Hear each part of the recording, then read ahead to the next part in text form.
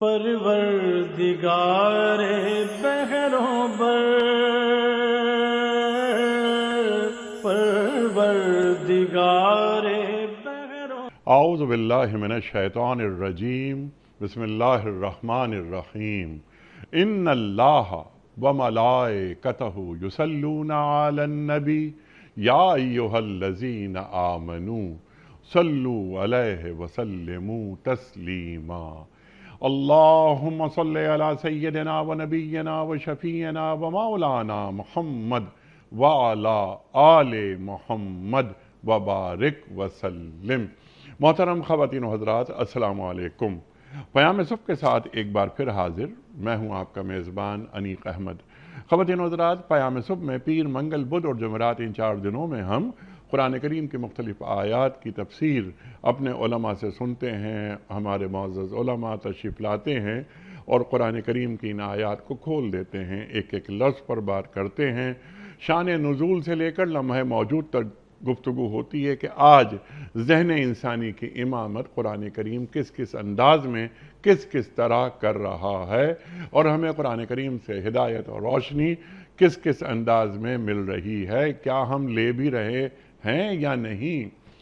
ہمارے معزز علماء ہمیں بتاتے ہیں کہ اللہ تعالیٰ ہمیں کہاں دیکھنا چاہتا ہے اور ہمیں کیسا دیکھنا چاہتا ہے، لیکن جمعہ اور ہفتہ 2 دن ہم نے رکھے ہوئے سوال و جواب کے لیے تاکہ ذہنوں میں کوئی ابہام باقی نہ رہے، خاص طور پر ہماری یوتھ، ہماری نوجوان نسل، کبھی کبھی ان کے ذہنوں میں کچھ کنفیوژنز پیدا ہو جاتے ہیں۔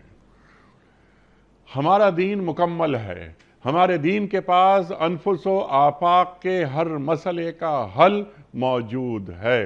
ہم ایک صاحب نظر اور صاحب نگاہ عہد کا لمس جن کے پاس موجود ہے، انہیں زحمت دیتے ہیں مفتی صاحب کو کہ وہ تشریف لائیں اور ہمارے معزز ناظرین کے پوچھے گئے سوالات کے شافی جوابات قرآن و سنت کی روشنی میں عطا فرمائیں۔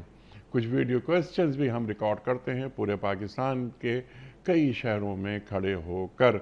وہ ویڈیو کوئسچنز بھی ہم محترم مفتی صاحب کی خدمت میں رکھتے ہیں۔ ہمارے آج کے معزز مہمان محترم مفتی محمد نجیب صاحب۔ خواتین و حضرات، مفتی محمد نجیب صاحب ہمارے ملک کا ایک جانا مانا نام، پاکستان میں پڑھا، پاکستان کے باہر پڑھا، آج کے نئے مسائل، نو آمدہ مسائل، ان پر بھی آپ کی گہری نگاہ۔ فارغ التحصیل دارالعلوم کراچی۔ مفتی محمد نجیب صاحب کو خوش آمدید کہتے ہوئے پروگرام کا آغاز اللہ تعالیٰ کے بابرکت نام سے سورہ قریش۔ اعوذ باللہ من الشیطان الرجیم، بسم اللہ الرحمن الرحیم۔ لإيلاف قريش إيلافهم رحلة الشتاء والصيف فليعبدوا رب هذا البيت الذي أطعمهم من جوع وآمنهم من خوف۔ صدق اللہ العظیم۔ چونکہ قریش مانوس ہوئے، یعنی جاڑے اور گرمی کے سفر سے مانوس، لہٰذا ان کو چاہیے کہ اس گھر کے رب کی عبادت کریں جس نے انہیں بھوک سے بچا کر کھانے کو دیا اور خوف سے بچا کر امن عطا کیا۔ خواتین و حضرات، محترم مفتی محمد نجیب صاحب کی خدمت میں اس سے پہلے کہ ہم رکھیں آج کے پروگرام کے حوالے سے پہلا سوال، ایک کتاب کا تعارف۔ خواتین و حضرات، یہ کتاب فقہ الحلال، یہ کتاب، اس کا نام ہے فقہ الحلال۔ نام سے ہی اندازہ لگا لیا جا سکتا ہے کہ موضوعات کیا ہوں گے، کن نکات پر مبنی یہ کتاب ہے۔ اس کے جو مصنف ہیں، مؤلف ہیں، وہ ہیں مفتی محمد نجیب خان صاحب جو کہ تشریف فرما ہیں۔ کام کا آغاز کیا تھا ان کے والد محترم مرحوم نے، اللہ ان کی قبر پر ہمیشہ نور کی بارش کرے۔ وہ تو کیمسٹری کے پروفیسر تھے۔ اتفاق کی بات بلکہ خوش قسمتی کی بات یہ کہ میری بھی ملاقاتیں رہیں ان سے، اور بہت صاحب کمال آدمی۔ خواتین و حضرات، یہ فقہ الحلال، یہ بہت ساری خوبیاں ہیں اس میں، یعنی تمام جو فقہ ہیں، جتنے تمام اسکول آف تھاٹس ہیں، ان کو یکجا کیا گیا ہے، اور بہت ساری چیزیں اس میں موجود ہیں۔ دور جدید کے مسائل، ان کا حل بھی بتایا گیا ہے۔ لیکن میں یہ چاہتا ہوں کہ مفتی محمد نجیب صاحب کی خدمت میں ایک تو مبارکباد پیش کروں کہ ایک بڑا کام اس کتاب کی شکل میں آیا ہے سامنے۔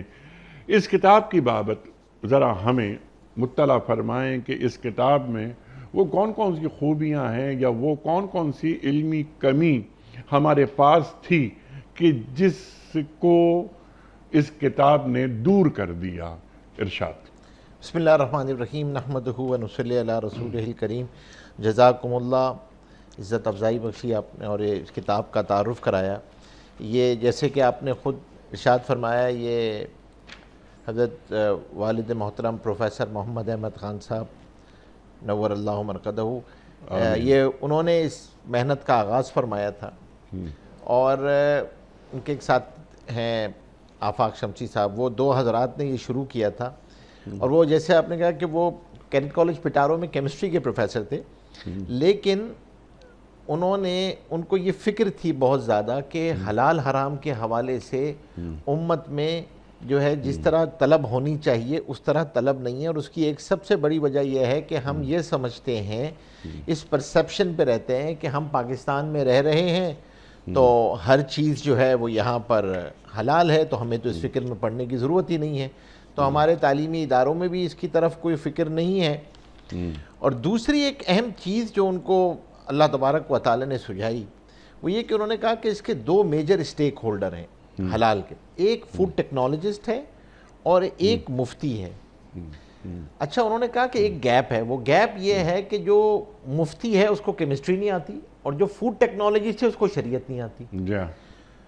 تو اور دوسری چیز انہوں نے جو ایک کام یہ کیا کہ انہوں نے کہا کہ بھائی یہ ایک ایسا مسئلہ ہے جس میں ہمارے ملک میں رہنے والے مکاتب فکر میں تو اختلاف ہونا ہی نہیں چاہیے۔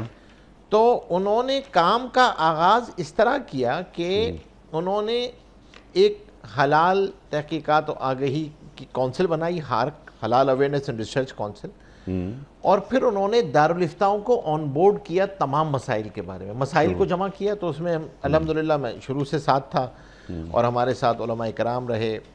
پھر دوسرا کام انہوں نے یہ کیا کہ تمام جو سوالات تھے وہ ملک کے تمام مکاتب فکر کے دارالفتاؤں کو بھیجے، تمام دارالفتاؤں کو۔ الحمدللہ بڑے حضرات نے ہماری سرپرستی بھی فرمائی، مفتی رفیع عثمانی صاحب، مفتی منیب الرحمان صاحب، مولانا سلیم اللہ خان صاحب، ان حضرات نے بڑے بڑے مدارس، اکوڑا خٹک، بڑے بڑے مدارس، اور ان میں ماشاءاللہ دیوبندی مکتبہ فکر، بریلوی مکتبہ فکر، سلفی، تمام حضرات کو وہ خط بھیجتے تھے۔ اور پھر جب سوالات کے جوابات آئے، انہوں نے پھر اس پہ ایک پورے انہوں نے کہا کہ اس کتاب کا مرتب ہونا ضروری ہے۔ اچھا، اس میں کس کس ایریے کو کور کیا؟ کھانے پینے کے حوالے سے، ذبیحہ کے حوالے سے، سلاٹرنگ کے حوالے سے، میٹ کے حوالے سے، الکوہل کے حوالے سے، اجزاء ترکیبی کے حوالے سے، اور خاص طور پہ طہارت ہائیجین کے حوالے سے، اور خاص طور پہ پھر جو اجزاء ترکیبی مختلف آ رہے ہیں، جیلیٹن ہے، جیلیٹن کے حوالے سے، پھر اسی طریقے سے وہ مختلف اجزاء جو سب سے زیادہ استعمال ہونے والے ہیں، اجینوموٹو ہے، اس قسم کی چیزیں ہیں جس کے بارے میں مختلف، وہ سب چیزوں کے بارے میں انہوں نے باقاعدہ حوالوں کے ساتھ ہم نے اس کو مرتب کیا، اس کتاب کو۔ سبحان اللہ۔ پھر کوئی تقریباً 40 کے قریب مفتیان اکرام تھے تمام مکاتب فکر کے، جو جمع ہو کے اس پہ ہم نے کام کیا، اور پھر اس کو مرتب کیا، اس کتاب کو۔ الحمدللہ ایک ایسی کتاب وجود میں آئی جو ابھی تک ہمارے پاس کریکلم بک بھی نہیں تھی. اگر کسی مدرسے میں پڑھانا ہے آپ نے, تخصص کے طلباء کو پڑھانا ہے, فوڈ ٹیکنالوجسٹ نے پڑھنا ہے, اب آپ کے پاس الحمدللہ ایک ایسی درسی کتاب وجود میں آ گئی جس کو آپ ٹیمپلیٹ بنا کے اس پر مزید کام ہو سکتا ہے. الحمدللہ مفتی منیب الرحمان صاحب کی تقریر موجود ہے, ہمارے تقریباً ہمارے دارالعلوم کے حضرات, فضل الرحیم صاحب کی تقریر موجود ہے. جی مفتی منیب الرحمان صاحب جی منیب الرحمان صاحب کی ہے, عبد المنان صاحب, مفتی عبد المنان صاحب کی اس پر موجود ہے. دارالعلوم ماشاءاللہ ان حضرات نے سرپرستی فرمائی. مولانا سلیم اللہ خان صاحب کے صاحبزادے ہیں ماشاءاللہ, مفتی بدر اللہ خالد صاحب. اور یہ کہ آج کے جو جدید مسائل ہیں, نو آمدہ مسائل ہیں, تو ان کے تعلق سے اویئرنیس نہیں ہوتی. جی یہ بڑا کام ہوا کہ مثال کے طور پر ہم جب جاتے ہیں کوئی چیز لینے کے لیے, اس پہ لکھا ہوا ہے E410. جی اب ہمیں کیا معلوم کہ E410 کیا ہے؟ تو اب انہوں نے اس کو یہ کیا کہ ہم نے ایملسیفائرز کی تفصیل دے دی کہ بھائی دیکھیں یہ ایملسیفائرز ہیں, یہ تو ڈاؤٹ فل ہیں اور یہ ان میں کوئی ڈاؤٹ نہیں ہے آپ کو, تو اس میں کوئی پرابلم نہیں ہے, یہ ڈاؤٹ فل. تو یہ اس اعتبار سے پورے ملک میں اگر آپ ڈیموگرافکلی دیکھیں تو ظاہر سی بات ہے, کوئی نوشکی میں اگر دارالفتہ ہے تو اس کے لیے ذرائع مشکل ہے, کوئی چاغی میں ہے, کوئی کہیں پر ہے, کوئی تربت میں ہے, وہاں پر نوشہر و فروز میں ہے, کہیں پہ سانگڑ میں ہے, لیا میں ہے. اب ان حضرات کے لیے ایک کتاب میسر آ گئی. اب یہ اپنی فقہ کی کتابوں کے ساتھ ہی اس کو پڑھا سکتے ہیں. الحمدللہ فقہ پڑھا جائے گی. پھر فوڈ ٹیکنالوجی کی ڈپارٹمنٹ, یونیورسٹیز کے فوڈ ٹیکنالوجی ڈپارٹمنٹ, وہاں پر مائکرو بایولوجی کا ڈپارٹمنٹ. اب ان حضرات کے لیے, کیونکہ اس میں فارما کو بھی لیا, دواؤں کی بھی سارے کے سارے اصول اور ضوابط کو لیا, تو الحمدللہ. اور پھر مفتیان اکرام کی نگرانی میں بنی. وہ ہمیشہ والد صاحب یہ کہتے تھے کہ بھائی اس کا جو میجر اسٹیک ہولڈر ہے وہ مفتی ہے, کیونکہ ان حضرات کی رہنمائی میں کام ہونا چاہیے. وہ الحمدللہ ہوا, اور ایک اچھی کاوش یہ ہوئی. اور میں کہتا ہوں کہ ایسی علمی کاوشیں جیسے ہم اس پروگرام کے توسط سے بھی کہہ رہے ہوتے ہیں, اس میں اجتماعیت بہت ضروری ہے. اس میں الحمدللہ یہ ایک ایسی چیز سامنے آ گئی کہ الحمدللہ یہ جو لوگ کہتے ہیں اختلاف ہے, کوئی اختلاف نہیں ہے. یہ ان موضوعات میں, حلال حرام کے موضوعات میں الحمدللہ کوئی اختلاف نہیں ہے. تو اللہ کا شکر ہے, ایک اچھی چیز ہے. اللہ تبارک و تعالی امت کے لیے اس کو نافع بنائے, ہمارے ملک میں اس حلال کو جاری فرمائے. جو ادارے ہیں ان کے لیے بھی, تعلیمی اداروں کے لیے بھی, مدارس کے لیے بھی ایک بہت اچھی چیز وجود میں آ گئی ہے الحمدللہ. اللہ تبارک و تعالی ان کے لیے بہترین صدقہ جاری ہے. اچھا مفتی صاحب, پورے پاکستان میں دستیاب ہے یہ آسانی کے ساتھ دستیاب ہے, یہ آسانی کے ساتھ یہ کتاب دستیاب ہے. اور اب ہم پھر اس کے جو اب سیکنڈ کام ہو رہا ہے, کیونکہ ہمارے بہت سارے لوگ جو باہر ہوتے ہیں, اب ہم اس کے انگریزی ترجمے پہ بھی کام کر رہے ہیں. سبحان اللہ, سبحان اللہ, بڑا کام, بہت مبارک, بڑی کنٹریبیوشن ہے. جزاک اللہ, بہت شکریہ. ثناء اللہ بھٹا صاحب کا سوال ہے, آپ صلی اللہ علیہ وآلہ وسلم جمعے کی پہلی رکعت میں سورہ اعلیٰ اور دوسری رکعت میں سورہ غاشیہ پڑھا کرتے تھے. ہماری مسجد کے امام سورہ اعلیٰ کے 2 حصے کر دیتے ہیں, یعنی شروع کا حصہ پہلی رکعت میں اور دوسرا حصہ, بقیہ حصہ دوسری رکعت میں. کیا ایسا کرنا ٹھیک ہے؟ بسم اللہ الرحمن الرحیم. دیکھیں اصل بات تو یہ ہے کہ یہ جو حضور پاک صلی اللہ علیہ وسلم کی جمعے کی نماز اور جمعے کی فجر کی نماز میں, جیسے فجر کی نماز میں بھی بسم الاعلیٰ, سورہ دہر, ان کی فضیلتیں موجود ہیں. بہتر تو یہی ہے کہ جس طریقے سے ہے اسی طریقے سے پڑھا جائے. لیکن اگر ائمہ مساجد بعض دفعہ, کیونکہ یہ فرض نہیں ہے, حضور پاک صلی اللہ علیہ وسلم کی ایک سنت ہے جس کو حضور پاک صلی اللہ علیہ وسلم نے کیا, تو اگر وہ اپنے عوام الناس کی وجہ سے, جمعے کا مجمع تو ذرا ویسی بڑا مجمع ہوتا ہے, اس میں تو اگر وہ صورتوں کو مختصر کرتے ہیں تو وہ اس حوالے سے کر سکتے ہیں. فجر کی نماز میں بھی اگر وہ بعض دفعہ سورہ دہر کو 2 حصوں میں پڑھ لیں یا اس طریقے سے اس کو 2 حصوں میں پڑھ لیں تو اس کی گنجائش موجود ہے. کیونکہ جو قرات کی اصل چیز ہے وہ پوری ہو گئی. اب ظاہر سی بات ہے یہ ایک چیز سنت ہے, اور وہ اگر کبھی ترک بھی کر دیں اور کبھی 2 حصوں میں بھی کر دیں تو اس کی گنجائش موجود ہے. اب یہ سوال ایک ذہن میں آیا آپ کی بات سن کر کہ اِنَّا قرآن الفجر کانا مشہودا, تو فجر کی نماز میں اگر 2 حصوں میں نہ کریں, کیونکہ وہ وقت ہی ایسا ہے کہ ایک تو یہ کہ اس وقت قرآن عالم شہود میں ہوتا ہے, اللہ اکبر, اور سرکار دو عالم صلی اللہ علیہ وآلہ وسلم نے طویل صورتوں کو پڑھا بھی اور پڑھنے کا حکم بھی دیا. کہ لمبی صورتیں پڑھا کریں. تو ٹھیک ہے، جمعہ کی نماز میں سورہ اعلیٰ کو 2 حصوں میں بانٹ دیا، جیسے آپ نے فرمایا کہ ہاں گنجائش ہے، اور آپ نے یہ بھی فرمایا ہے کہ گنجائش فجر کی نماز میں بھی ہے.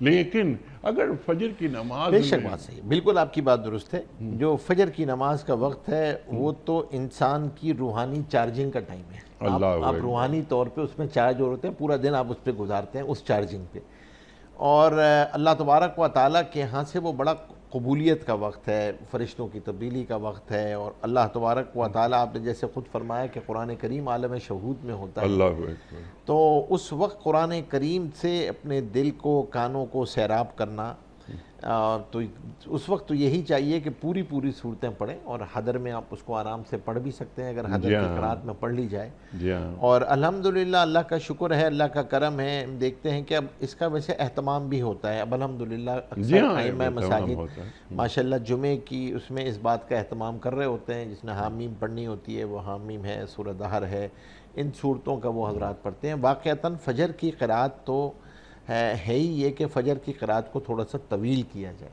فجر کی قرات میں طویل ہی مسنون ہے اور طویل ہی مطلوب بھی ہے. سبحان اللہ، سبحان اللہ، سبحان اللہ، سبحان اللہ. اچھا، یہ ابھی ہم بات بھی کر رہے تھے یہ فقہ الحلال کے حوالے سے. ایک سوال آیا، اس سے قریب تر ہے. عشرت صاحبہ ہیں جرمنی سے. سوال ان کا یہ ہے، 2 سوالات ہیں کہ اسٹنڈ میٹ خریدتے ہوئے مفتی صاحب کن چیزوں کا خیال رکھنا چاہیے، وہاں انہیں پرابلمز ہوتے ہیں. ارشاد. دیکھیں، ایک بات تو یہ سمجھ لینا چاہیے کہ اسٹنڈ کا مطلب کیا ہوتا ہے. اسٹننگ بنیادی طور پہ جب سے یہ ایبیٹائرز بنے، بڑے بڑے مذبح بنے ہیں، اور وہ کارخانے جن میں ذبح جو ہے وہ وہاں پہ بڑی مقدار میں ہو رہا ہوتا ہے، وہاں پہ ایک ضرورت ان کو یہ پیش آئی، کیونکہ وہاں تو ذبیحہ اس حوالے سے نہیں تھا، میکینیکل سلاٹرنگ تھی، تو اس میں انہوں نے جانوروں کو ذبح سے پہلے بے ہوش کرنا شروع کیا. یہ جو بے ہوشی ہے، تدویق اس کو عربی میں کہتے ہیں، اس کو کہتے ہیں اسٹننگ، اسٹرن ہو جانا، تھوڑی دیر اس کو بے ہوش ہو جانا. اچھا، یہ جو بے ہوشی کا عمل ہے یہ کئی طرح سے ہوتا ہے. مثال کے طور پہ مرغیوں کو گزارا جاتا ہے ایک کرنٹ شدہ پانی سے، پانی میں کرنٹ چل رہا ہوتا ہے اور اس سے گزارتے ہیں، تو اس سے وہ بے ہوش ہو جاتی ہیں. اور اسی طریقے سے جو بڑے جانور ہیں، گائے یا بھیڑ وغیرہ، بکرے، ان کو جو ہے وہ ایک ہیمرنگ ہوتی ہے، وہ ہیمر سے کرتے ہیں، کرنٹ والی ہیمرنگ کے ذریعے ہتھوڑی ایک پڑتی ہے، یا بلٹ کے ذریعے کرتے ہیں. ایک بلٹ جو ہے وہ مارتے ہیں جس سے اس پہ سر پہ ضرب لگتی ہے اور اس ضرب کی وجہ سے وہ مدہوش ہو جاتا ہے، بالکل بے ہوش ہو جاتا ہے. یہ تو ہے اسٹننگ کا طریقہ کار. اچھا، اب جو اس کا شرعی حکم ہے اس کے اندر 2-3 چیزیں اہم ہیں. ایک تو یہ ہے کہ یہ شرعاً ناپسندیدہ عمل ہے. بعض حضرات نے اس کو ناجائز لکھا ہے، اور بعض حضرات نے جائز لکھا ہے، لیکن شرائط کے ساتھ لکھا ہے کہ اگر بہت ضرورت ہو قانونی طور پہ اور کوئی گنجائش ہی نہ ہو. کیونکہ اس کے اندر ایک بات تو یہ ہے کہ جانور کو اذیت پہنچانا ہے، جانور کو تکلیف پہنچانا، دوہری تکلیف ہے. آپ ذبح میں ہیں اور اس میں. اچھا، اینیمل رائٹ والے اس کے بالکل برخلاف بولتے ہیں. وہ کہتے ہیں کہ نہیں، تاکہ اس کو جو ہے نا وہ ایک سلو ڈیتھ پروسیس ہو، اس کو تکلیف نہ ہو، حالانکہ اس کو دوہری تکلیف ہوتی ہے. پھر دوسری بات یہ ہے کہ نقصان یہ بھی ہوتا ہے کہ جو اس کا ذبح کی ایک علت اور مقصود خون کا بہانا ہے، جب اس کا برین ہیمریج ہو جاتا ہے اس کی وجہ سے، تو خون کا بہاؤ رک جاتا ہے، تو اس کی وجہ سے پرابلم ہوتی ہے. بہرحال یہ 2 چیزیں تو وہ علتیں. لیکن جو شرعی حکم ہے، جو اس میں امپورٹنٹ جو کنڈیشن ہے اور جس کی وجہ سے اسٹرن میٹ کو کہا جاتا ہے کہ دیکھ بھال کے لیں، وہ یہ ہے کہ اگر تو یہ مرغی ہے مثال کے طور پہ، اگر آپ نے اسٹننگ اتنا کرنٹ اتنا تیز رہا کہ وہ ذبح سے پہلے ہی مر گئی، آپ تو اس کو بے ہوش سمجھ رہے تھے. مثال کے طور پہ ہمارا طریقہ کار ہوتا ہے کہ جب ہم لوگ آڈٹ پہ جاتے ہیں تو اگر وہ کسی جگہ پہ اسٹنڈ ہونا تو اس چکن کو، پاکستان میں تو الحمدللہ اسٹننگ جائز ہی نہیں ہے. پاکستان حلال اسٹینڈرڈ میں stunning is not allowed. Pakistan میں اسٹننگ نہیں ہو سکتی، پاکستان میں کوئی ایبیٹوائر اسٹننگ نہیں کر سکتا. یہ ہم نے خاص طور پہ الحمدللہ جب پاکستان حلال اسٹینڈرڈ بنا تھا PSQ 3733، تو اس میں ہم نے خاص طور پہ یہ شرط لگائی ہوئی تھی کہ اسٹننگ پاکستان میں تو الاؤ نہیں ہے. یورپین کنٹریز میں اسٹننگ کے بغیر آپ ذبیحہ کر ہی نہیں سکتے. یعنی یورپی یونین میں اسٹننگ کے بغیر ذبح ہو ہی نہیں سکتا. ٹھیک. اچھا اب اس کی پھر شرط یہ ہے کہ وہاں پر اس سے پہلے وہ جانور زندہ ہو, صرف بے ہوش ہوا ہو لیکن زندہ ہو. اگر مر گیا تو حرام. بالکل. اچھا اب سوال یہ ہے کہ یہ فیصلہ صارف کو کیسے پتا چلے گا؟ ایک کسٹمر ہے, وہ کھڑا ہوا ہے حلال, اب وہ چکن خریدنے گیا ہے, چکن پہ لکھا ہوا ہے اسٹرن میٹ, اب کیسے پتا چلے گا؟ اس کا طریقہ کار یہی ہے کہ پھر آپ قابل اعتماد حلال سرٹیفیکیشن باڈی کو دیکھیں گے. آپ یہ دیکھیں گے کہ اس کو سرٹیفائی کس نے کیا ہے. حلال سرٹیفیکیشن باڈی نے اسی بات کا آڈٹ کیا ہوگا, اسی بات کا اہتمام کیا ہوگا کہ اس نے اس مرغی کو خاص طور پہ آڈٹ کے وقت انہوں نے آڈٹ کیا ہوں گے کہ کرنٹ کی ایک بہت ہلکی سی مقدار ہے جس سے جانور مر نہیں سکتا, پرندہ مر نہیں سکتا. اور یہ بہت ہی ویریبل ہوتا ہے کیونکہ اس کے اندر اس کے ویٹ اور سب چیزوں کے لحاظ سے دیکھا جاتا ہے. پرندہ کتنا بڑا ہے, 2.5 کلو ہے, کلو کے حساب سے پھر وہ وولٹیج سیٹ ہوتا ہے کہ جس میں ارتعاش تو ہو لیکن موت واقع نہ ہو. کرنٹ لگنے سے وہ ارتعاش تو پیدا ہوتی ہے کیفیت, لیکن اس کی وجہ سے موت واقع نہیں ہو. تو اب اگر یہ واقع نہیں ہوئی ہے تو علماء نے لکھا ہے کہ پھر اس کی گنجائش موجود ہے, یہ جائز ہوگا کہ اگر ذبیحہ ہو گیا. ٹھیک ہے. لیکن آپ کے پاس ایک اسٹنٹ میٹ ہے اور آپ کو یہ بھی نہیں پتا کہ یہ حلال سرٹیفائیڈ ہے یا نہیں ہے, کون ہے, کس نے کیا ہے, سرٹیفیکیشن باڈی ہے. اور اب بعض جگہوں پہ یہ آ رہا ہے یورپ سے بھی کہ سیلف کلیم حلال لکھا ہوا ہے, بس ایبیٹائر نے خود ہی لکھ دیا ہے حلال, کسی نے اس کو سرٹیفائی نہیں کیا ہوا ہے. تو سیلف کلیم حلال اب دنیا میں ایکسیپٹڈ نہیں ہے, اٹس ناٹ ایکسیپٹڈ. اگر آپ اپنی خود اپنی پروڈکٹ پہ حلال لکھ دیں اور اس کو کسی نے آڈٹ نہ کیا ہو, کسی نے سرٹیفائی نہیں کیا ہو, جیسے آپ ISO نہیں لکھ سکتے کہ میں ISO سرٹیفائڈ ہوں, کسی بھی کوالٹی سٹینڈرڈ کو نہیں لکھ سکتے, اسی طرح حلال کو بھی نہیں لکھ سکتے. دنیا یہ کہتی ہے کہ self accreditation is not accepted. آپ اپنے آپ کی توثیق خود نہیں کر سکتے, آپ کی توثیق کوئی فریق ثالث کرے گا. فریق ثالث سرٹیفیکیشن باڈی ہے, حلال سرٹیفیکیشن باڈی. تو اب یہ جو محترمہ ہیں جو غالباً جرمنی سے لکھ رہی ہیں. اچھا اسی کے ساتھ نا ایک ملحقہ چیز ہی فوراً اس کے ساتھ آتی ہے, وہ یہی ہوتا ہے کہ یہ گوشت 2 طرح کی چیزیں لکھی ہوئی ہوتی ہیں. بعض دفعہ میکینیکل سلاٹرڈ لکھا ہوا ہوتا ہے, بعض دفعہ اسٹینڈ میٹ لکھا ہوا ہوتا ہے. اچھا اب اگر میکینیکل سلاٹرڈ لکھا ہوا ہے نا, وہاں بھی سب سے اہم بات یہ ہے کہ میکینیکل سلاٹرنگ کا کیا مطلب ہے, کیونکہ میکینیکل سلاٹرنگ مشینی ذبیحہ ایک صورت تو یہ ہوتی ہے کہ جو ذابح تھا وہ تو موجود تھا, باقی سارا عمل مشین سے ہوا. یعنی ذابح نے ذبح کیا اپنے ہاتھ سے, مینول تھا سلاٹرڈ, لیکن باقی سارا عمل مشین سے ہوا, اس کو بھی بعض دفعہ میکینیکل سلاٹرنگ لکھ دیا جاتا ہے. تو اس میں تو کوئی مسئلہ ہی نہیں ہے کیونکہ ذابح موجود ہے اور ذابح نے ذبح کیا ہے اور جانور جو ہے وہ اس وقت زندہ تھا اور اس وقت کیا, اس نے تسمیہ پڑھی, بسم اللہ پڑھی اور کم از کم 3 یا 4 رگیں جو ہیں وہ اس نے اس کی ذبح کی. تو اب ظاہر سی بات ہے جانور تو وہ حلال ہو جائے گا اگر اس نے بسم اللہ پڑھی ہے, مسلمان ہے ذابح, تو یہ سب کچھ تو جائز ہے. لیکن اگر وہ ذابح موجود ہی نہیں ہے اور وہاں پہ صرف اور صرف پورا پلانٹ ایک آٹومیٹک پلانٹ چل رہا ہے, آٹو پلانٹ, جس کی پہلی مرغی پر جو ہے وہ تسمیہ پڑھ لیا گیا تھا اور اس کے بعد جو ہے وہ پھر وہ 1 لاکھ مرغیاں اسی طرح نکل رہی ہیں. تقریباً آج کل جو ایوریج پلانٹ ہے وہ 1,20,000 1 لاکھ مرغیاں جو ہوتی ہیں وہ شفٹ نکل رہی ہوتی ہیں. اب اگر اس پہ تسمیہ نہیں پڑھا جا رہا ہے تو پھر وہ جائز نہیں ہے, وہ اب کسی بھی سٹینڈرڈ کے نزدیک جو ہے وہ جائز نہیں ہے. وہ ایسا میکینیکل اگر سلاٹرڈ ہے تو وہ اس کا کھانا جائز نہیں ہے اس کو. تو اگر آپ کے پاس یعنی اس پہ ذبح ہوا ہی نہیں ہے اس کے اندر, اور وہ کوئی میکینیکل سلاٹرنگ, یہ اس قسم کی میکینیکل سلاٹرنگ کو الاؤ نہیں ہے. تو اب ہمارے جو وہاں پہ ساتھی رہتے ہیں ان کو یہ والا مسئلہ درپیش ہوتا ہے بعض دفعہ, تو پھر کوشش یہی کرنی چاہیے کہ ایسی چیز لیں کہ جس میں ہمیں مینول سلاٹرڈ مل جائے. اب مینول سلاٹرڈ الحمدللہ موجود ہے, لیکن عام طور پہ تھوڑا سا جو ہے وہ شاید ذرا مشقت سے ملتا ہے, ہر جگہ نہیں ملتا, اور بعض دفعہ جو ہے وہ تھوڑا سا مہنگا بھی ہوتا ہے. تو بہرحال اس کی ایبیٹائر کے اندر بھی ایک کاسٹ ہے, کیونکہ جب آپ کسی آدمی کو وہاں پہ کھڑا کرتے ہیں ذابحین کو, تو ذابحین کی ایک کاسٹ ہے. لیکن یہ ہے کہ وہ یہ ذبح کیونکہ امر تعبدی ہے, کوئی رسم نہیں ہے, یہ تو عبادت کے زمرے میں آتی ہے اور حلال حرام کا باب ہے. اس لیے آپ اس کے اندر جو ہے وہ کوئی یہ نہیں کہہ سکتے کہ اپنی مرضی سے کوئی آدمی اس کو چینج کر لے گا. ٹھیک۔ تو چینج تو اس کے اندر ہے نہیں، تو اس لیے اس میں ہمیں خاص طور پہ اس بات کا لحاظ رکھنا چاہیے کہ اگر میکینیکل سلاٹڈ ہے یا اسٹینڈ میٹ ہے تو اس کے اندر حلال سرٹیفیکیشن باڈی کو ضرور چیک کر لینا چاہیے، اور حلال سرٹیفیکیشن باڈی کو بھی چیک کرتے ہوئے صرف حلال سرٹیفیکیشن باڈی کا سرٹیفکیٹ چیک نہ کریں، بلکہ اس بات کو کوشش کر لیں، کیونکہ ہر ایک کے پاس اب یہ ذرائع اور وسائل موجود ہوتے ہیں، بیرون ممالک میں تو کوئی مشکل ہی نہیں ہے، اس سرٹیفیکیشن باڈی کی ویب سائٹ پہ جا کے بھی چیک کر لیں کہ انہوں نے اس کو سرٹیفائی کیا ہوا ہے یا نہیں کیا ہوا ہے۔ اچھا، تمام کام کنزیومر کرے گا؟ کنزیومر یہ کام کر سکتا ہے، کنزیومر ایزی ہے، کوئی اتنا بڑا پرابلم اب ہے نہیں، کیونکہ اب تو چیزیں آپ ایک فوٹوگراف کھینچنی ہے آپ نے اور اس پہ ڈالنی ہے تو آپ کو مل جائے گی آپ کو آسانی کے ساتھ۔ ٹھیک ہے۔ ورنہ اگر آپ کو اس دکاندار پہ اعتماد ہے تو وہ دکاندار کہہ دے کہ میں نے اس کو ڈبل ویریفائی کیا ہوا ہے، چیک کیا ہوا ہے، سرٹیفیکیشن باڈی کی ویب سائٹ پہ بھی موجود ہے، اور ویسے یہ بھی حلال سرٹیفائیڈ ہے، تو اس طریقے سے دکاندار کی بات کو مان لینا چاہیے۔ دکان مسلمان ہے اگر وہ مسلمان ہے جی تو اس کی بات کو مان لینا۔ سبحان اللہ، سبحان اللہ۔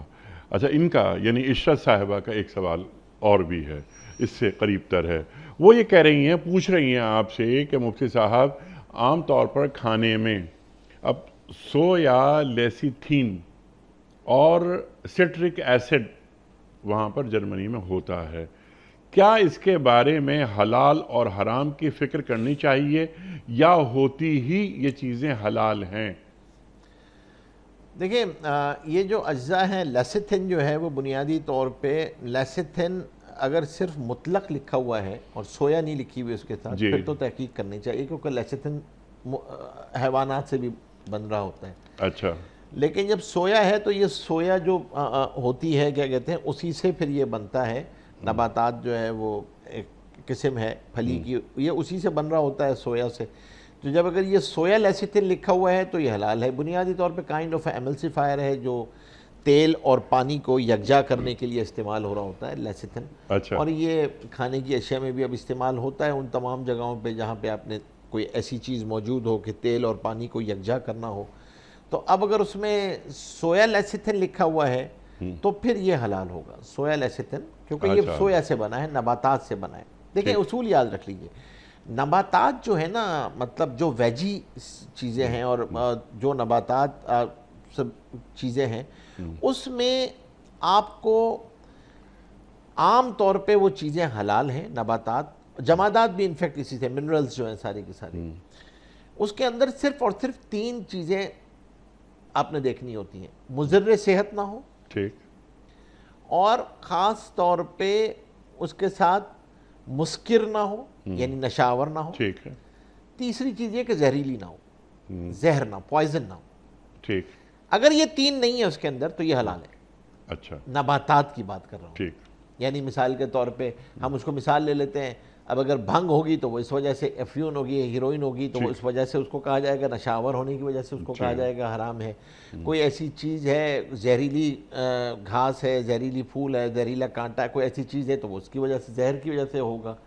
تو اب اگر مثال کے طور پہ یا کوئی ایسی چیز ہے کہ اس کو کھانے سے جو ہے وہ صحت میں مضر ہوتی ہے، نقصان ہوتا ہے، تو وہ اس کو کہا جائے گا۔ تو اب مضر صحت بھی نہیں ہے، اسی طرح منرلز کے اندر بھی ہے، سالٹ جو ہے وہ منرل ہے، نمک لے رہے ہوتے ہیں ہم، ہمالین سالٹ لے رہے ہوتے ہیں، کالا نمک لے رہے ہوتے ہیں، مختلف چیزیں استعمال کر رہے ہوتے ہیں، وہاں بھی یہی دیکھا جائے گا کہ آپ مضر صحت تو نہیں ہے، نشاور تو نہیں ہے، پوائزنس تو نہیں ہے، تو اس کو سمجھائے۔ تو سویا لیسیتھین سے اچھا، جب اگر وہ کوئی ایسی چیز ہے جس میں یہ تینوں نہیں ہے اور اس سے آپ کوئی چیز حاصل کر رہے ہیں تو حلال ہے، تو حلال ہے۔ اچھا، اور سٹرک ایسڈ؟ سٹرک ایسڈ بنیادی طور پہ جو نیچرل سٹرک ایسڈ ہے وہ تو جتنے بھی سٹرک فروٹس ہیں ان سے ہی لیا جاتا ہے، جس میں لیمو ہے، مالٹا ہے، کنو ہے، موسمبی ہے، یہ جتنے ہمارے فروٹس ہیں، انناس ہے، ان سے یہ لیا جا رہا ہوتا ہے۔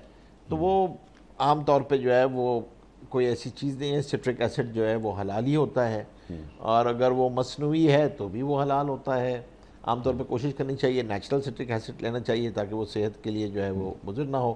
اگر وہ کوئی اور مسئلہ اس کے ساتھ نہیں ہے تو حلت اور حرمت کے اس میں کوئی ایسا، دونوں اجزائے ترکیبی جو انہوں نے بیان کیے ہیں ان دونوں اجزاء ترکیبی میں کوئی اور مسئلہ حلال حرام کا نہیں ہے. اگر سویا لیسیتھن مینشن ہے باقاعدہ سویا کے ساتھ تو جائز ہے, بے فکری سے استعمال اس کو آپ کریں. استعمال کر سکتے ہیں. اچھا, دلشاد عزیز صاحب کا سوال ہے, تکبر, فخر اور حسد میں کیا فرق ہے, وضاحت فرما دیجئے. دیکھیں یہ تینوں کی تینوں جو ہیں ایک روحانی بیماریاں ہیں, بلکہ گناہ بھی ہیں. تکبر تو وہ گناہ ہے جس کے بارے میں اللہ جل شانہ نے قرآن کریم میں جو صیغہ استعمال کیا ہے, وَلَا يُحِبُّ اللَّهِ کا صیغہ استعمال کیا, لا كُلُّ مُخْتَالٍ فَخُور, مختال, فخور, استکبار, مستکبرین, یہ. اور اللہ تبارک و تعالیٰ فرمایا الکبر ردائی, تکبر میری چادر ہے, اس کو اوڑے گا اللہ تبارک و تعالیٰ نے. اور فرمایا کہ اگر رائی کے دانے کی برابر بھی تکبر ہوگا, رائی کے دانے کی برابر بھی تکبر ہوگا, تو وہ جنت کی خوشبو نہیں سونگھ سکے گا جو 70 سال کی مسافت سے آتی ہو. اللہ اکبر. تکبر بنیادی طور پہ تو دل کا فعل ہے, اور دل میں کسی کو اپنے سے حقیر جاننا, ڈیگریڈ سمجھنا, اپنے آپ کو بڑا سمجھنا, یعنی اس تکبر ہی کا آؤٹ کم ہوتا ہے خود پسندی. آدمی خود پسندی کے فریب میں جب مبتلا ہوتا ہے, اس کا بیج جو ہوتا ہے وہ تکبر ہوتا ہے. اور اسی طریقے سے اس تکبر کی وجہ سے ہی پھر یہ تکبر, جب آپ بعض دفعہ تو آدمی اپنے اوپر کر رہا ہوتا ہے, اندر ہی ہوتا ہے, دل میں ہوتا ہے, سمجھ رہا ہوتا ہے, لیکن کبھی کبھی یہ جملوں کی صورت میں زبان پہ بھی آ جاتا ہے. آدمی کہتا ہے آپ جانتے نہیں میں کون ہوں, آپ کو پتہ نہیں میں کون ہوں. یا پھر اسی طریقے سے اپنی چیزوں کے حوالے سے آ جاتا ہے کہ پتہ نہیں میرے پاس کیا کیا ہے. تو اپنے اوپر کیا کہتے ہیں, اپنی اندرونی کسی اپنے حسن پہ, اپنے کسی صورت پر, اور اس پر مال پر, اپنے عہدے پر, خارجی چیزوں پہ یا داخلی چیزوں پر اترانا فخر ہے. یہ اترانا, اکڑنا, اس پر, یہ ساری کی ساری صورتیں جو ہیں وہ تکبر کی صورتیں ہیں. پھر یہ یعنی آپ کی باڈی لینگویج میں بھی آتا ہے, گفتار بدنی جو ہے وہ بھی اس میں اپلائی ہو رہی ہوتی ہے. تو یہ فخر مفتی صاحب, یہ تکبر کی سرحدوں تک کب پہنچتا ہے؟ دیکھیں اور فخر میں اور تکبر میں کیا فرق ہے؟ دیکھیں فخر اور تکبر میں بنیادی طور پہ جب تک یہ عزت نفس کا دفاع ہے جب تک تو اس کی گنجائش ہے. جہاں یہ عزت نفس کی سرحد کو کراس کرتا ہے, آپ اپنے آپ کو سیلف ڈیفینس کر رہے تھے. اللہ کو خوبصورتی پسند ہے, اللہ تبارک و تعالیٰ کو اچھا پہننا پسند ہے, نعمت کا اظہار اللہ کو پسند ہے, لیکن جہاں یہ اظہار آپ کو اس کی وجہ سے دوسرے آپ کو حقیر لگنے لگیں, یا آپ دوسروں کی تعریف کے طالب بننے لگیں, یا آپ کو یہ طلب ہو کہ دوسرے مجھے دیکھیں, مجھے میری تعریف کریں, یہاں سے مسئلہ جو ہے وہ شروع ہو جاتا ہے. ٹھیک ہے.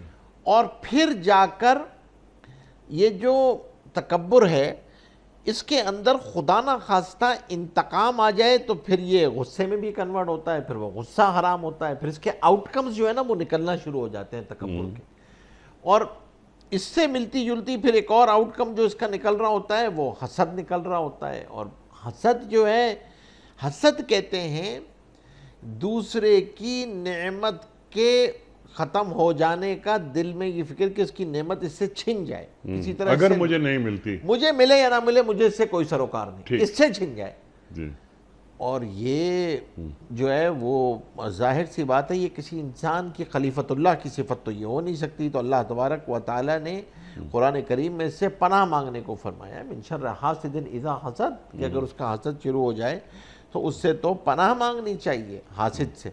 اور حسد جو ہے وہ بنیادی طور پہ حاسد اپنی ہی آگ میں جل رہا ہوتا ہے. فرمایا کہ حسد نیکیوں کو اس طرح ختم کر دیتا ہے جیسے آگ لکڑیوں کو ختم کر دیتی ہے, کیونکہ حسد کرنے والا بنیادی طور پہ ناشکری میں مبتلا ہوتا ہے. اور علماء نے لکھا ہے کہ اللہ کی قدرت پہ معترض ہوتا ہے, اللہ کی دین پہ, اللہ نے اس کو کیوں دی, مجھے کیوں نہیں دیا. تو in a subtle manner وہ تحت اللفظ جو ہے نا وہ بنیادی طور پہ کمپلین کر رہا ہوتا ہے اللہ کی تقسیم نعمت پہ کمپلین کر رہا ہوتا ہے. تو حاسد جو ہے وہ اپنی آگ میں خود جل جاتا ہے اور اس کی وجہ سے اس کے اور بیماریاں پیدا ہوتی ہیں. ظاہر سی بات ہے جب حسد کرے گا تکبر بھی آئے گا, پھر غیبت بھی ہوگی, پھر جھوٹ بھی ہوگا, پھر بغض بھی ہوگا, پھر عداوت بھی ہوگی, اور سب سے خطرناک کرونک جو ہے وہ اس کو پھر کینہ تک پہنچا کے چھوڑتے ہیں. تو اپنے آپ کو چھوٹا سمجھنا, اپنے آپ کو یہ سمجھنا کہ آپ ظاہر سی بات ہے کون, میں کون ہوں, مجھے جانتے نہیں ہو. کیا نہیں جانتا ہو بھائی؟ وہ ایک بزرگ سے کسی نے یہ کہا نا کہ آپ مجھے جانتے نہیں, میں کون ہوں؟ کہنے لگا ہاں میں جانتا ہوں تم کون ہو. ناپاک نطفے سے جو ہے وہ پیدا ہوئے ہو اور مٹی سے بنے ہو, پھر مٹی ہو جاؤ گے, اور جب چل رہے ہوتے ہو تمہاری حال یہ ہے کہ خوشبودار سے خوشبودار کھانا کھا لو تو وہ بدبودار بن کے نکالتے ہو, اور جو تمہارے پیٹ میں گندگی لے کے گھوم رہے ہو اگر اللہ اظہار کر دے تو تمہیں پتہ بھی نہ چلے. اور جس طرح یہ سانس لے رہے ہو یہ نتھنے کھلے ہوئے ہیں, اگر آنت کے نتھنے کھل جائیں تو کوئی تمہارے پاس بھی نہ بیٹھے گندگی. تو آدمی تو اپنی حیثیت جو ہوتی ہے وہ اللہ تبارک و تعالیٰ نے اسی لیے بندے کے لیے تکبر کی صفت کو پسند نہیں فرمایا, بندگی کے لیے نہیں. یہ تو اللہ تبارک و تعالیٰ کی صفت ہے. اچھا, اب اس کا سد باب کیا ہے؟ تکبر انسان سے کیسے نکلے؟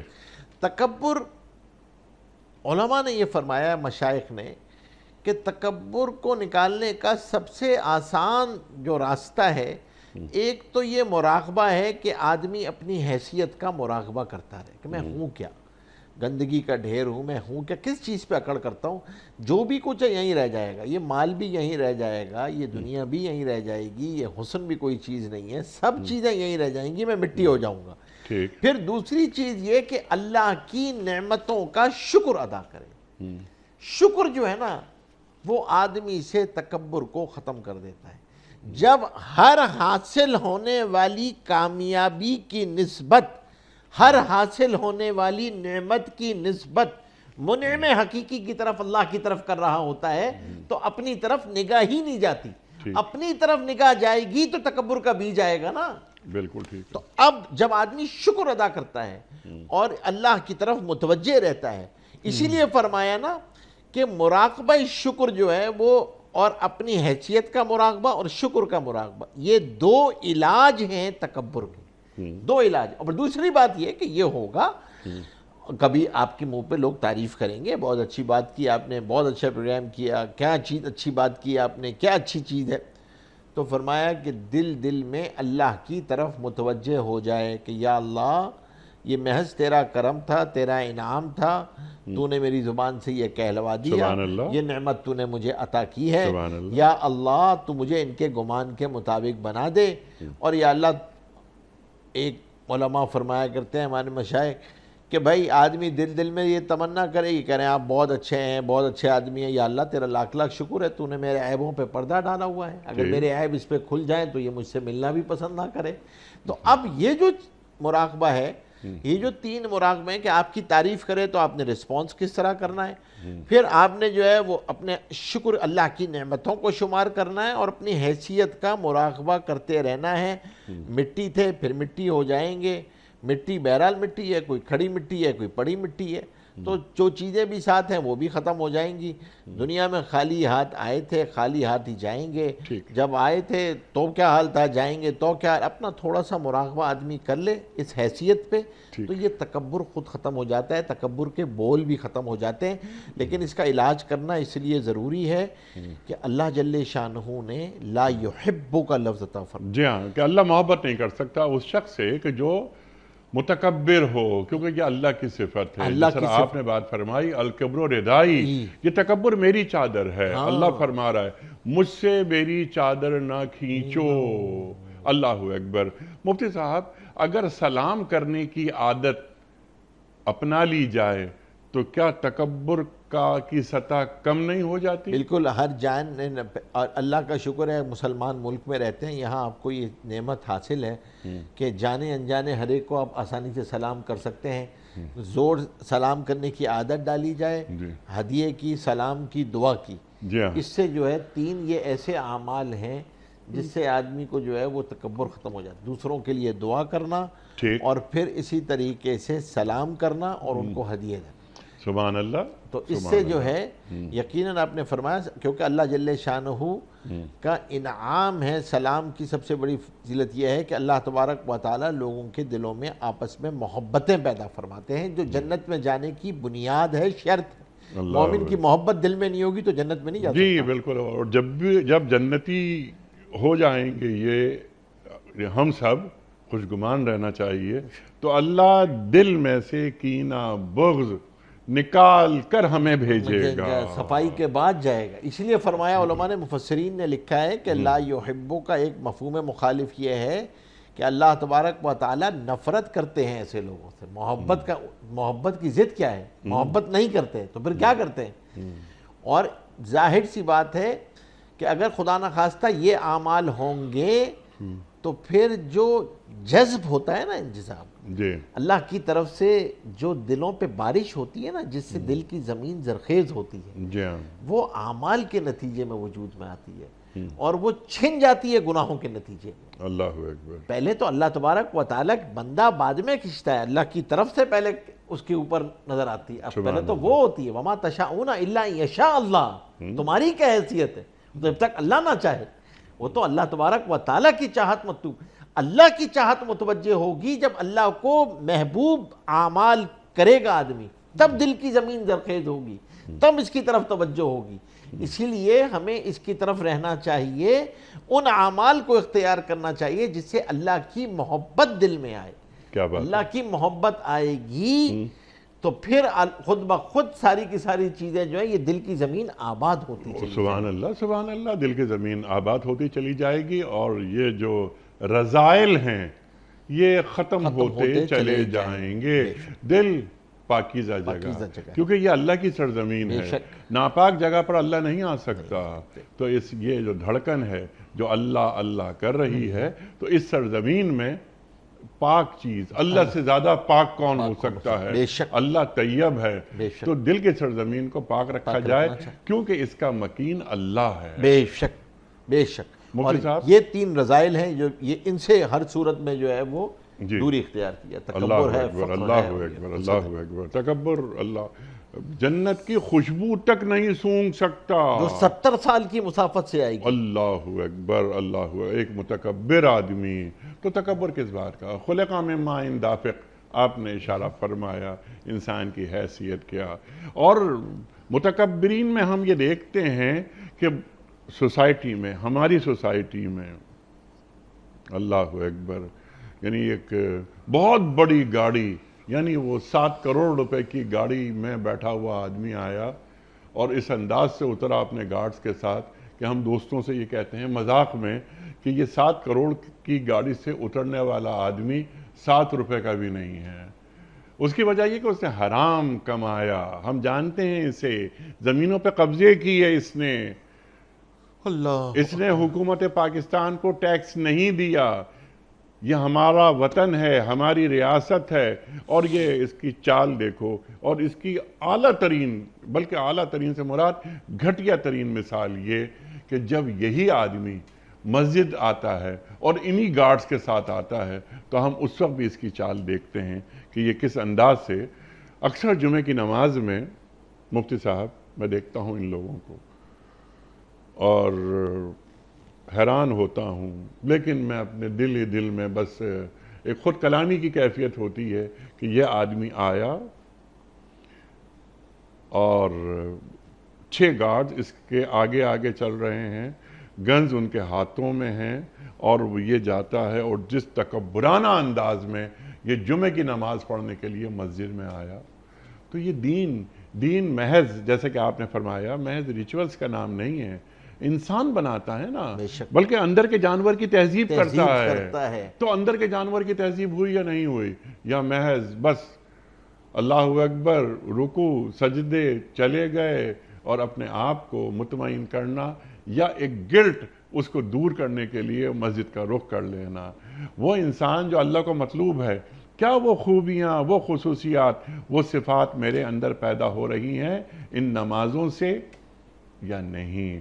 مفتی صاحب کچھ ویڈیو کوئسچنز آپ کی خدمت میں۔ اسی لیے عابدون سے پہلے تائبون ہے۔ جی تائبون، اللہ اکبر۔ اور تائبون کیا مطلب؟ توبہ کرنے والے۔ یہ کون لوگ ہیں جو پلٹ آتے ہیں؟ یہ مستغفرین بالاسحار ہوتے ہیں۔ بے شک بے شک، اللہ تب عبادت قبول ہوتی ہے۔ اللہ اکبر، اللہ اکبر۔ تو اپنا رخ اللہ کی طرف سیدھا رکھنا ہوتا ہے اور یہ چیک کرتے رہنا ہوتا ہے۔ وہ چیک کیسے کرتے ہیں اپنے آپ کو؟ اگر میں نے وہ سوال ابھی رکھا آپ کی خدمت میں تو وقت ہی ختم ہو جائے گا پروگرام کا۔ ویڈیو کوئسچن مفتی صاحب کی خدمت میں۔ السلام علیکم مولوی صاحب، میرا سوال یہ ہے کہ روحانیت کوئی مطلوب چیز ہے؟ سوال ان کا سمپل یہ ہے کہ کیا روحانیت دین کو کوئی مطلوب چیز ہے؟ دیکھیں عجیب بات ہے کہ ابھی ہم یہ اس سوال سے پہلے یہی والی گفتگو کر رہے تھے۔ یقیناً یہ اس اعتبار سے مطلوب چیز ہے کہ انسان مجموعہ ہے روح اور جسم سے۔ ٹھیک۔ اگرچہ روح اللہ کے امر کا نام ہے، لیکن اللہ تبارک و تعالی نے جیسے جسم کی ضروریات رکھی ہیں اور وہ آگ پانی ہوا مٹی سے پیدا کی ہیں، اسی طریقے سے روح کی بھی ضروریات ہے۔ اور روح اور جسم کی مثال ابن جوزی نے یہ دی ہے کتاب الروح میں کہ جسم جو ہے وہ گھوڑے کی مانند ہے اور روح جو ہے وہ گھڑ سوار کی مانند ہے۔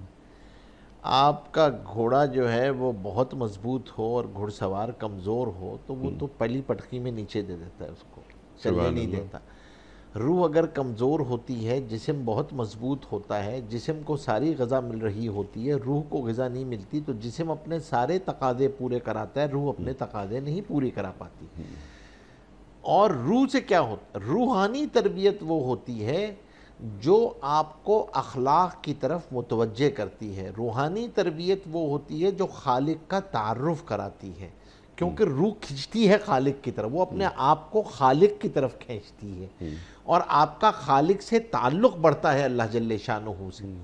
اور پھر اسی طریقے سے اس روح کا اللہ کی یاد، قرآن کریم، موت کی یاد، یہ ساری روح کی غذائیں ہیں۔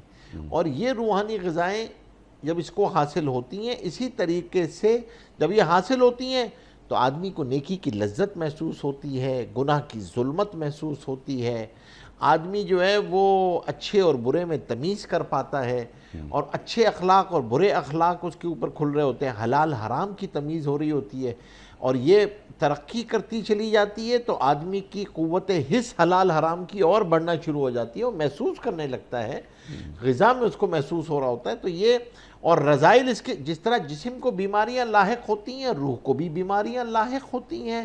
ہم ابھی گفتگو کر رہے تھے، تکبر ہے، حسد ہے، کینہ ہے، بغض ہے، عداوت ہے، یہ ساری روحانی بیماریاں ہیں۔ تو آدمی کو تربیت جو ہے جس طریقے سے جسمانی تربیت ہوتی ہے، عقلی تربیت ہوتی ہے، روحانی تربیت بھی دین کو مطلوب ہے، روحانی تربیت بھی مطلوب ہے۔ اور جس طریقے سے میڈیکل ڈیزیز کسی انسان کے جسم کو ہوتی ہے تو اسپریچول ڈیزیز بھی ہوتی ہیں۔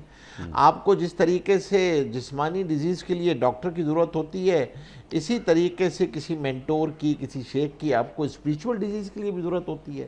کوئی ایسا شیخ آپ کو چاہیے ہوتا ہے کہ جو عزت نفس میں اور تکبر کے درمیان لائن کو ڈرا کر سکے، جو تواضع اور انفیریٹی کمپلیکس میں لائن کو ڈرا کر سکے، احساس کمتری اور تواضع میں فرق کیا ہوتا ہے، اللہ اکبر، تو وہ آپ کو لائن کو ڈرا کرتا ہے۔ وہ کہتا ہے کہ نعمت کے اظہار میں اور فقر میں فرق کیا ہوتا ہے، وہ لائن کو ڈرا کرتا ہے۔ اللہ اکبر۔ تو اس لیے فرمایا کہ بھئی آدمی قرآن کریم کے مطالعے میں رہے، اللہ کی یاد، اس کو آدمی خاص طور پہ آسان نسخہ جو ہے وہ قرآن کریم ہے، قرآن کریم کا مطالعہ کرے اور کونوا مع الصادقین، اللہ والوں کی صحبت اختیار کرے تاکہ اللہ سے تعلق بڑھے، دنیا کی محبت کم ہو، لوگوں کے حقوق کی ادائیگی کی فکر پیدا ہو اور آخرت پیش نظر رہے۔ سبحان اللہ، سبحان اللہ، اور آخرت پیش نظر رہے۔ آپ کا بڑا شکر گزار مفتی صاحب، وقت مکمل ہوا ہمارے آج کے پروگرام کا، بہت سارے سوالات باقی رہ گئے لیکن انشاءاللہ کسی اور پروگرام میں ہم رکھیں گے آپ کے سامنے۔ خواتین و حضرات، یہ پیر، منگل، بدھ اور جمعرات 4 دن قرآن کریم کی مختلف آیات پر ہم بات کرواتے ہیں اپنے ملک کے جید علماء سے، لیکن جمعہ اور ہفتہ یہ 2 دن ہم نے رکھے ہیں ख़ास तौर पर आपके सवालात के लिए। सवालात आपके आते हैं और हमारे अहद के एक जय्यद मुफ्ती साहब, उन्हें हम जहमत देते हैं, वो तशरीफ़ लाते हैं और हमारे और आपके पूछे गए सवालात के जवाबात कुरान और सुन्नत की रोशनी में अता फरमाते हैं। एक बार फिर मुफ्ती नजीब साहब का शुक्रगुजार। ख़वातीन और हज़रात, पयाम सुबह का इख्तिताम होता है रोज़ाना एक कौल पर, और वो कौल होता है साहिब नहजुल बलागा अमीरुल मोमिनीन हज़रत अली मुर्तज़ा करमल्लाहु वजहू का। आप फरमाते हैं, उस आदमी से बतौर ख़ास बचो जो तुम्हें तुमसे बड़ा कहे। उस आदमी से बतौर ख़ास बचो जो तुम्हें तुमसे बड़ा कहे। अल्लाहु अकबर, अल्लाहु अकबर। अपने मेज़बान अनीक अहमद को कल तक के लिए इजाज़त दीजिए। खुदा हाफ़िज़। परवरदिगारे